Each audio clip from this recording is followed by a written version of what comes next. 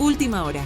El gobernante cubano Miguel Díaz-Canel anunció que Cuba entra oficialmente en opción cero, una etapa de emergencia total, y volvió a culpar a Estados Unidos por el colapso energético y económico de la isla.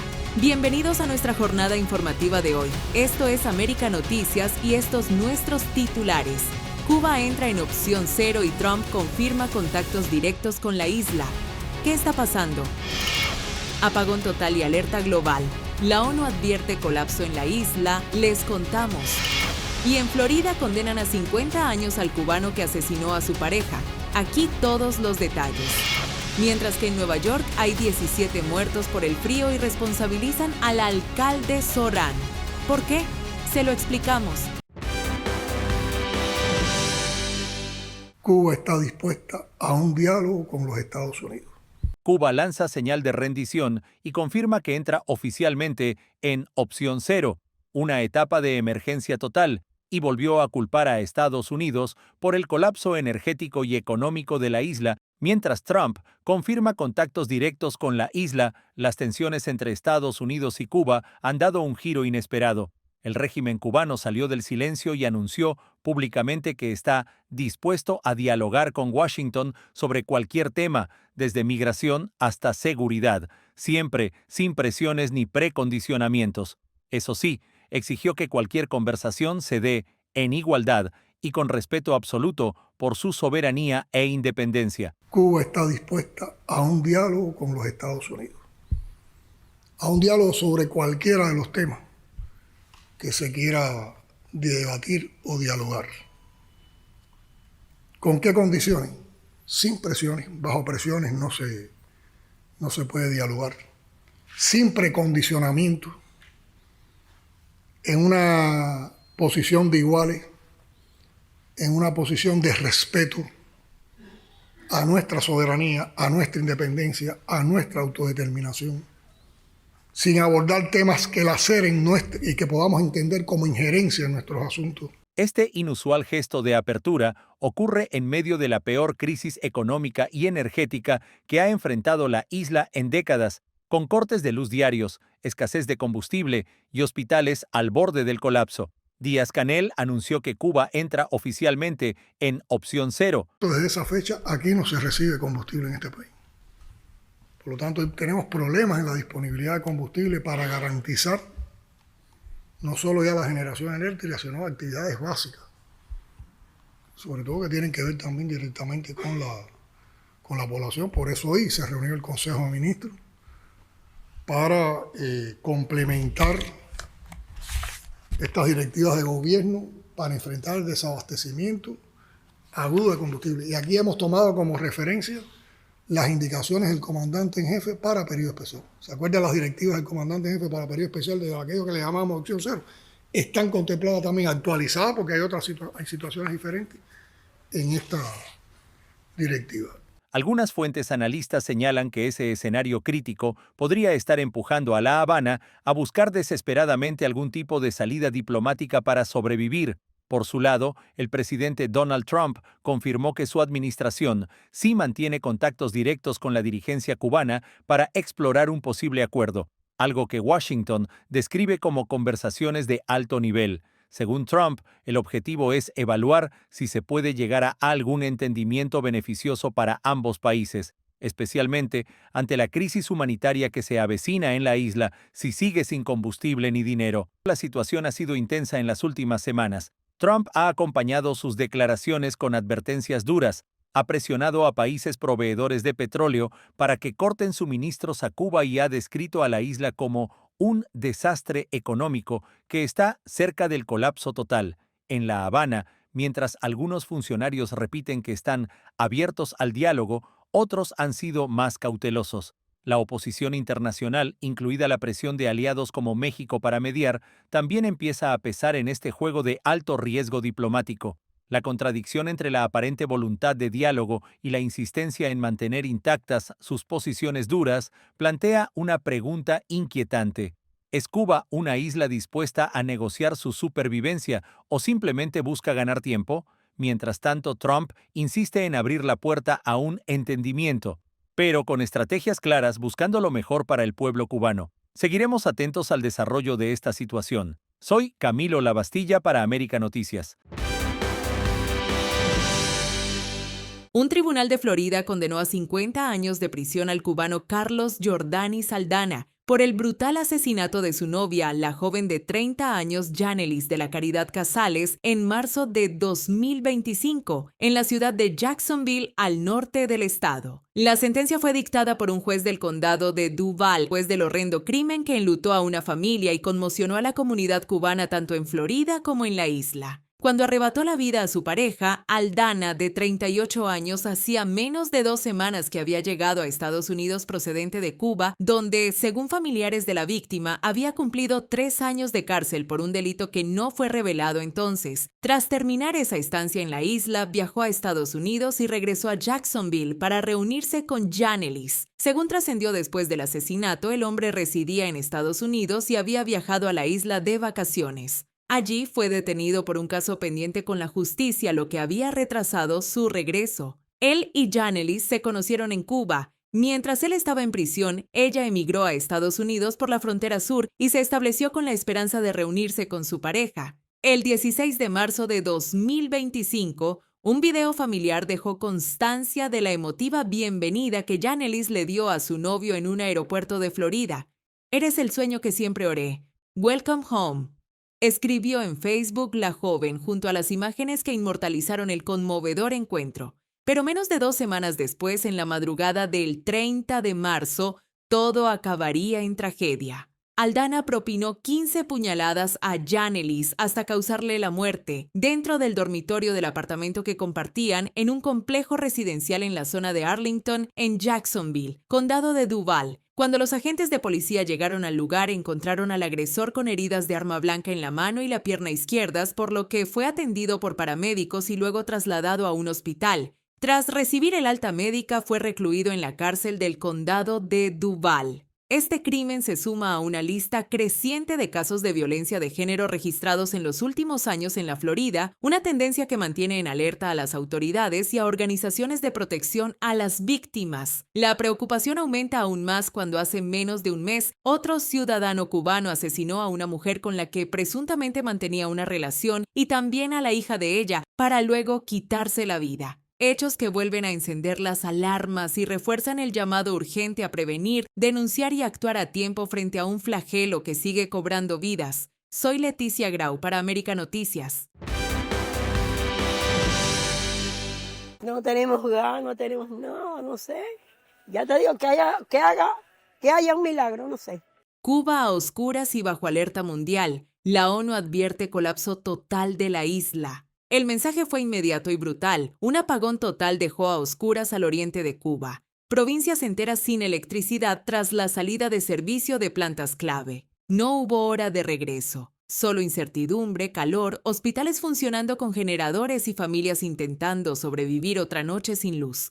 Los precios de la alimentación del ser humano, por lo menos las necesidades principales. Todo en vez de bajar lo que va subiendo. No hay un salario que te respalde el mes. Casi en paralelo, Naciones Unidas encendió otra alarma. Cuba podría colapsar si continúa el endurecimiento del embargo petrolero que limita el acceso a combustible. Ya no se habla solo de escasez, sino de riesgo real para el funcionamiento del país. La ecuación es tan simple como peligrosa. Sin petróleo no hay electricidad. Y sin electricidad, la vida cotidiana se detiene. Las termoeléctricas operan al límite y cualquier fallo provoca apagones en cadena como el que dejó a millones en la oscuridad esta semana. Todo esto ocurre mientras se habla de posibles diálogos entre el gobierno cubano y Estados Unidos, conversaciones, gestos, señales diplomáticas. Pero en la calle eso no mitiga los problemas del cubano de a pie. No enciende la bombilla, no llena la nevera, no mueve el transporte. Ahora mismo está crítica, ahora mismo no hay guagua. El transporte como tal, aquí los carros, como ustedes ven ahí, cobran caro porque el combustible está caro.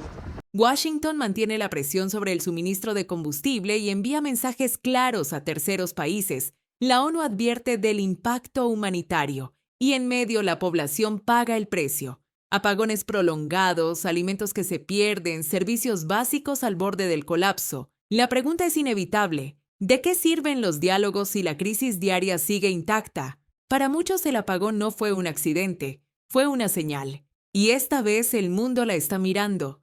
Pero el cubano común sigue esperando soluciones reales. Estaremos al tanto de la situación en Cuba. Soy Leticia Grau para América Noticias. Confusión explosiva en Venezuela por la supuesta detención de Alex Saab y Raúl Gorrín. La prensa internacional y medios colombianos aseguran que Alex Saab, señalado durante años como el testaferro financiero de Nicolás Maduro, fue detenido en Caracas en medio de una operación que, según fuentes estadounidenses, habría contado con la participación de agentes venezolanos y del FBI. Los reportes señalan que Saab y el empresario Raúl Gorrín, dueño de la cadena televisiva Globovisión y también sancionado por Washington, fueron arrestados en una urbanización de la capital y trasladados a la prisión de El Helicoide. Esta versión apunta a un posible intento de extradición a los Estados Unidos, donde ambos enfrentan cargos por lavado de dinero, corrupción y manejo de redes financieras para el régimen chavista. Pero las versiones no coinciden y el caso se vuelve cada vez más desconcertante. El abogado de Saab ha negado rotundamente su detención, calificando los informes como fake news y asegurando que su cliente se encuentra libre en Venezuela y que no existe ninguna orden de captura contra él. Asimismo, medios alineados con el gobierno venezolano han publicado negaciones de la detención en sus cuentas oficiales, mientras que autoridades estatales no han emitido un comunicado oficial confirmando ni negando lo ocurrido. La aparente contradicción entre información internacional y desmentidos locales ha generado especulación y teorías sobre lo que realmente está ocurriendo en Caracas. Algunos analistas sostienen que podría tratarse de una purga interna del chavismo o de una maniobra para presionar a figuras claves dentro del antiguo poder tras la caída de Maduro. Saab fue arrestado previamente en Cabo Verde en 2020 a solicitud de Estados Unidos por cargos de lavado de dinero relacionados con contratos estatales de alimentos y pasó más de 3 años en prisión antes de ser liberado en 2023 y devuelto a Venezuela en un intercambio de presos. Tras su regreso, fue nombrado ministro de Industria, hasta que la actual presidenta interina Delcy Rodríguez lo destituyó recientemente en un ajuste del gabinete. En medio de este maremoto de versiones, Delcy Rodríguez ha insistido en transmitir calma. En declaraciones oficiales, la mandataria interina aseguró que el país está en tranquilidad, pese a los rumores. El país está en calma, el país está tranquilo, pero tiene un clamor nacional, que es pedir la libertad del presidente Maduro y de la primera combatiente, diputada Cilia Flores. Pero por donde tú vas, por eso yo digo que es una gran victoria del pueblo venezolano. Mientras la líder opositora María Corina Machado dice que es vital entender el papel que juega Delcy Rodríguez en este nuevo mapa. La señora Delcy Rodríguez en este momento lo que está es cumpliendo órdenes. Ella no está en un acuerdo, a motus propio, ni cómoda. Ella está cumpliendo órdenes, porque al final, si algo demostró el 3 de enero, es que tenía que haber una amenaza real, tenía que haber fuerza real. El costo de quedarse en el poder tenía que ser más alto que el costo de la salida para que se diera este cambio de actitud en el régimen. El mundo observa, y Venezuela sigue siendo una olla a presión. Los mantendremos informados. Soy Camilo Lavastilla para América Noticias.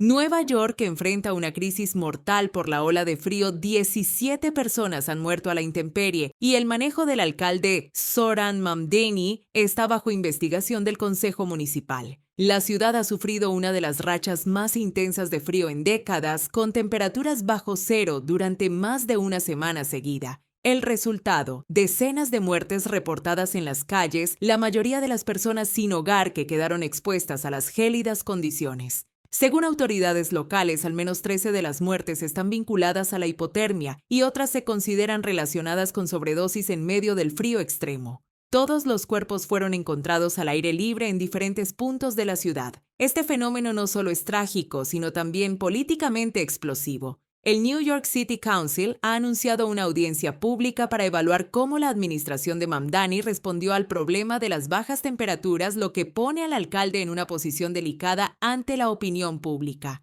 Mamdani ha defendido la gestión de su equipo, señalando que la ciudad ha intensificado la búsqueda activa para sacar de las calles a las personas sin hogar, manteniendo abiertos centros de acogida, albergues y unidades móviles de calentamiento, así como realizando más de 930 traslados a refugios desde que se declaró la emergencia Code Blue. Sin embargo, las críticas no se han hecho esperar. Líderes comunitarios, exfuncionarios y defensores de los sin hogar sostienen que las medidas han llegado tarde o no han sido suficientes para proteger a los más vulnerables y evitar muertes prevenibles. Este debate revive una vieja tensión en la política neoyorquina. ¿Debe la ciudad forzar el ingreso en refugios durante tormentas peligrosas o respetar la autonomía de las personas sin hogar incluso frente a un clima mortal? La solución hasta ahora no ha sido clara. Además, el invierno ha causado otros dolores de cabeza, condiciones de nieve y hielo que complican la limpieza de calles y servicios, mientras algunos sectores señalaban que la administración se concentra en anuncios públicos más que en acción eficaz sobre el terreno. Los críticos sostienen que la tragedia no es solo del clima, sino también de las políticas públicas que no lograron anticipar ni proteger a los grupos más expuestos. Y mientras Nueva York se prepara para más frío, la pregunta persiste en todos los rincones de la ciudad. ¿Se pudo evitar cada una de esas muertes? Seguiremos de cerca esta noticia. Soy Leticia Grau para América Noticias. Tensión al máximo entre Estados Unidos e Irán. Trump lanza advertencia directa y negociaciones penden de un hilo. Las tensiones entre Estados Unidos e Irán parecen estar a punto de estallar. El presidente estadounidense Donald Trump lanzó una advertencia contundente esta semana. Dijo que el líder supremo iraní debería estar muy preocupado por lo que venga si Teherán no cede en las negociaciones con Washington. Trump dejó claro que Estados Unidos no solo quiere hablar del programa nuclear iraní, sino que exige incluir temas explosivos como el programa de misiles balísticos, el apoyo de Irán a grupos armados en la región y el trato a su propia población, además de las conversaciones nucleares. Esa postura ha tensado aún más la situación. Irán insiste en que solo discutirá su programa nuclear y nada más, rechazando la ampliación del diálogo y exigiendo que las conversaciones se limiten a ese único punto. Esa discrepancia ha provocado un choque directo entre ambas partes y ha puesto en riesgo las negociaciones que estaban programadas para esta semana. En los últimos días, Washington y Teherán habían estado planeando un encuentro en Omán con la esperanza de destrabar el conflicto. Pero las demandas de Irán para restringir la agenda y cambiar el formato han enfriado las posibilidades de una reunión fructífera. El secretario de Estado estadounidense, Marco Rubio, ha sido igualmente vehemente. Dijo que cualquier negociación con Irán debe ser significativa. President's views on the way protesters were treated, he was very clear about it, and as you saw, part of what the president said publicly prevented mass executions that were being planned and we're on the precipice of. And obviously beyond that, the president retains a number of options to how he responds to that and future events. But as far as the talks are concerned, I think the Iranians had agreed to a certain format. For whatever reason, it's changed in their system or what have you. We'll see if we can get back to the right place. But the United States is prepared to meet with them. I think it was scheduled for Friday. Steve is ready to go. La situación ya no es solo diplomática. Detrás de cámaras, Estados Unidos ha reforzado su presencia militar en la región y el mismo Trump ha mantenido la puerta abierta a acciones más agresivas si Irán no cumple con las demandas de Washington. Analistas advierten que la acumulación de fuerzas, los constantes enfrentamientos en aguas internacionales y la falta de avance en las conversaciones elevan el riesgo de un conflicto directo. En Teherán, mientras el mundo observa, todo indica que esta crisis de poder podría escalar en cuestión de días, con consecuencias impredecibles para todo el Medio Oriente. Seguiremos informando. Soy Camilo Lavastilla para América Noticias. Esto es América Noticias, ya regresamos. Cuba prepara un plan de desabastecimiento agudo de combustible tras bloqueo total del petróleo. El gobierno de Cuba anunció que prepara un plan de emergencia para enfrentar un desabastecimiento agudo de combustible, tras el corte casi total de las importaciones de petróleo al país. En una intervención televisada, Miguel Díaz-Canel reconoció que desde diciembre no entra combustible del exterior, admitiendo que se avecinan tiempos particularmente difíciles. El plan incluye directrices para priorizar sectores estratégicos, recortar aún más el transporte, ajustar servicios básicos y recurrir a medidas similares a las del periodo especial, con llamados al sacrificio y al ahorro extremo. Mientras La Habana denuncia un bloqueo energético y lo presenta como un intento de asfixia de Estados Unidos, en la calle la población ya sufre largas colas de gasolina, apagones constantes y un encarecimiento brutal del transporte y de la vida diaria. Cuba está dispuesta a un diálogo con los Estados Unidos, a un diálogo sobre cualquiera de los temas que se quiera debatir o dialogar. ¿Con qué condiciones? Sin presiones, bajo presiones no se puede dialogar, sin precondicionamiento, en una posición de iguales, en una posición de respeto a nuestra soberanía, a nuestra independencia, a nuestra autodeterminación, sin abordar temas que laceren y que podamos entender como injerencia en nuestros asuntos internos. Y que de un diálogo como ese se puede construir una relación entre vecinos civilizada que le podría aportar un beneficio mutuo a nuestros pueblos, a los pueblos de las dos naciones. Las cubanas y los cubanos no odiamos al pueblo norteamericano, reconocemos valores del pueblo norteamericano, valores de su historia, valores de su cultura. Cuando hemos tenido oportunidad de que existan espacios de encuentro entre nuestros pueblos en diferentes sectores, en el sector científico, en el sector deportivo, en el sector religioso, en el sector cultural, en el sector de la salud, incluso diálogo